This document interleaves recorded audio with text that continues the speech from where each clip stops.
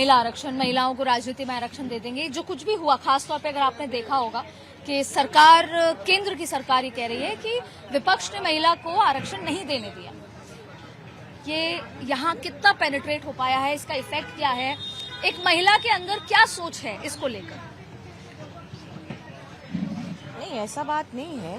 ये basically I am not able to tell all this. You feel betrayed कि हम लोग को आरक्षण 27 साल बाद मिल रहा था?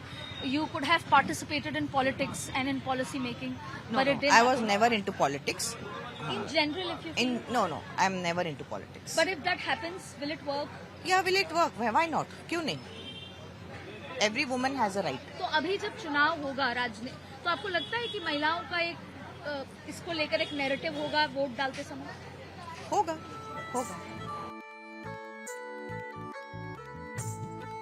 चाय की घड़ियों पर जब सवाल उठा कि नारी शक्ति वंदन अधिनियम उनके जीवन में क्या बदलाव ला सकता है, तो बंगाल की आधी आबादी में इसको लेकर गुस्सा नजर आया कि महिलाओं की तकदीर बदल सकती है।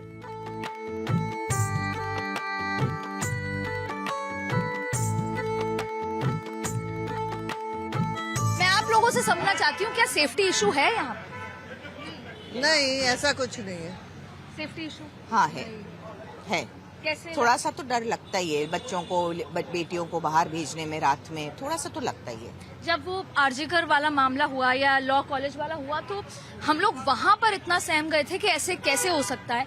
आज तक भी उस तरह की कार्रवाई नहीं हुई जो हो जानी चाहिए थी। नहीं हुई है। आपको नहीं हुई है, Which is injustice. क्या आपको क्या लगता है कि सबसे पहली रिक्वायरमेंट देश की आधी आबादी की क्या है, अगर बंगाल की बात करें? क्योंकि आप लोगों पर ममता दीदी डिपेंडेंट है और आप लोगों पर मोदी जी डिपेंडेंट है। ममता दीदी खराब नहीं है, बस वेस्ट बंगाल डेवलप नहीं हुआ जैसे होना चाहिए था। मैं चेन्नई की लड़की हूँ। चेन्नई, बैंगलोर, हैदराबाद, इन सबको देखती हूँ तो मेरे को दुख होता है कि बंगाल क्यों नहीं हुआ। जबकि शायद सबसे आगे, अगर हम इतिहास की बात करें तो बंगाल से ज्यादा capital of India. Capital of India industry तो कलकत्ता में थी पहले। सबसे ज्यादा सब जूट मिल्स बंद हो गई। I mean everything is close down. Most of the things have close down. Factories नहीं, मतलब all the chief ministers who came, they never developed, they never educated the people. यहाँ कैम्ब्रिज होती थी education, Cambridge education होती थी, चाहे Saint Xavier's में, but nothing is there. पहले मिनिस्टर्स क्या किए, इनको लोअर लेवल पे कर दिए, बंगाली पढ़ाना। आपसे चर्चा अधूरी रह गई है, आइए अभी तो बहुत बात करनी है, बैठिए ना। So it has gradually gone down. It has gradually gone down. And what do you think, who is responsible? I'm not asking for a particular person or a government, but the idea. कौन यहाँ के जो humans, जो आदमी है यहाँ पे, वो खुद रिस्पॉन्सिबल नहीं है क्योंकि वो खुद स्टैंड नहीं ले रहे अपने लिए। अच्छा, ये मैं गुजरात की हूँ, वहाँ के Gujarati everybody stands for themselves. अगर कोई जब when I was in school, अगर एक टीचर ने हाथ लगा दिया in my 35 years back, the full student strike पे आ गई थी। क्या आपने हाथ कैसे लगाया? 35 साल पहले की बात बता रही हूँ। आज तक यहाँ पे कोई खड़ा नहीं होता, अपने लिए कोई खड़ा नहीं होता। The thing is this, difference is this, जागरूक नहीं है। People don't want to stand also because anything can happen to them, you know. यहाँ की जो this thing है, anything can happen to them. That's why they don't take initiative. आजकल सिर्फ बात होती है महिलाओं की राजनीति में, मतलब बिहार चुनाव हुआ, महाराष्ट्र चुनाव हुआ, महिलाएं किसको वोट देंगी वही सत्ता में आता है। पर इसके इतर बात करते हैं, बंगाल में, कोलकाता में महिलाओं को किस चीज की जरूरत है?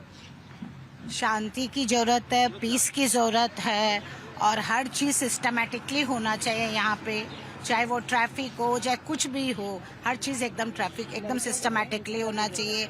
यहाँ हम लोग लेडीजों को रात को बाहर निकलने में बहुत डर लगता है, वो डर नहीं होना चाहिए, बिकॉज लेडीजों को सेफ्टी की सबसे ज्यादा जरूरत होती है।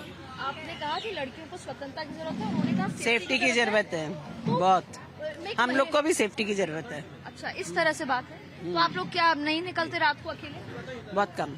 बहुत कम निकलते नहीं हैं। के बराबर। तो आजकल की बच्चियों को तो रोक नहीं सकते। अगर मुझे मेरी मम्मी मना करें तो मैं कहूंगी मैं जाऊंगी, तो कैसे आप अपने बच्चों को रोक पाते? जाते हैं, थोड़ा सा गाइड करते हैं कि बेटा ढंग से जाना, ठीक से जाना, फिर ऊपर प्रे करते हैं कि सब कुछ ठीक है, अच्छे से घर आ जाएगा। अब पर इसका इम्पैक्ट होता है कि अगर महिला मुख्यमंत्री है तो ज्यादा थोड़ी सी इम्पैक्ट होना चाहिए उनको मानसिक। नॉट की महिला मुख्यमंत्री है, डिपेंड्स कि उनकी थॉट क्या है, हम लोग मारवाड़ियों के प्रति उनकी थॉट क्या है। बेसिकली मारवाड़ी लोग कलकत्ता में बहुत ज्यादा है, वो किस नज़र से देखती हैं, उनका क्या इंटेंशन है, ये हम लोगों को नहीं पता। बट हम लोग मारवाड़ी लोग बहुत ऐसे खौफ से रहते हैं। अब पहले एक टाइम था कि हम लोग 11-11, 12-12 बजे तक रात को निकलते थे, सेफ फील करते थे। बट डे बाय डे अब ऐसे लगता है कि हम लोग 7 बजे के बाद या तो फैमिली के साथ निकलो, अकेली लेडीज हम नहीं निकल सकते। लेकिन हालात नहीं बदलते। 15 साल से दीदी के शासन पर महिलाओं को मिली जुली रायशुमारी के दरमियान से निकली आधी आबादी की बुलंद आवाज इस बार बंगाल में परिवर्तन की बात कर रही है।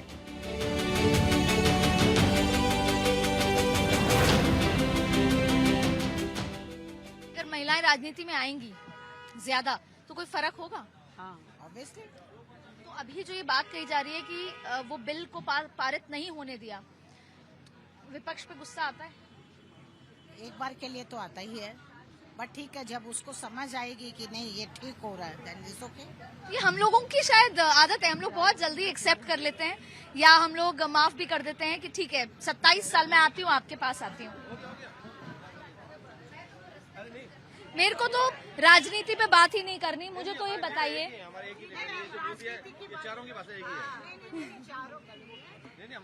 इनकी मन की फीलिंग्स है कि क्या चाहती हैं, हमारा कलकत्ता कैसा होना चाहिए। Other comparison to metropolitan city like Delhi is the safe. सुनते हैं कि बॉम्बे सेफ है, दिल्ली सेफ है, बट हम चाहते हैं हमारा कलकत्ता टॉप रहे, सेफ रहे, हमें प्रायोरिटी मिले हर चीज की। महिला आपको बता रही हूँ, यूपी में कुछ साल पहले तक मैं खुद नहीं निकलती थी अगर कवरेज पे गई।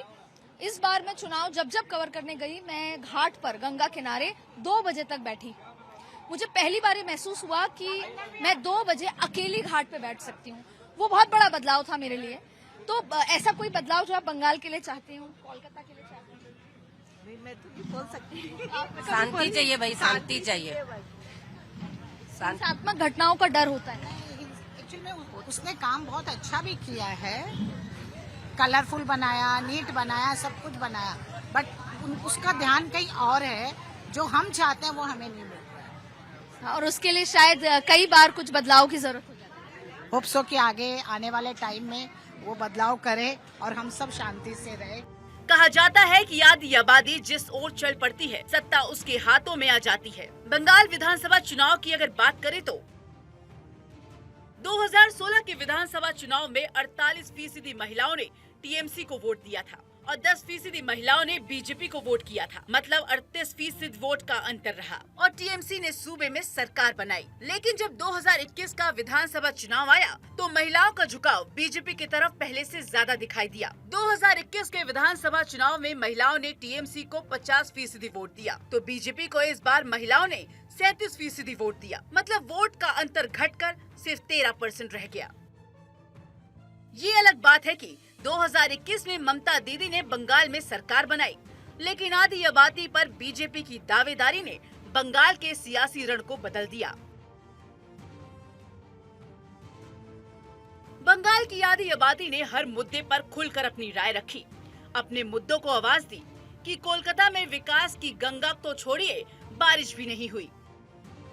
बड़ी बड़ी योजनाओं के विज्ञापनों और जमीनी अंधेरे के बीच की खाई अब साफ नजर आने लगी है। चाय की थड़ी पर बैठी आधी आबादी पूछ रही है, वो विकास कहाँ है जो उनकी सुरक्षा और समृद्धि की गारंटी दे सके।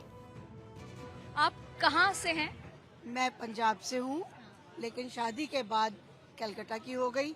45 इयर्स हो गए मेरे तो को। आप वोटर कलकत्ता के हैं? बिल्कुल बिल्कुल, हर साल रेगुलरली देती हूँ। हर साल नहीं, हर बार देती हूँ मैं, जब भी होता है इलेक्शन।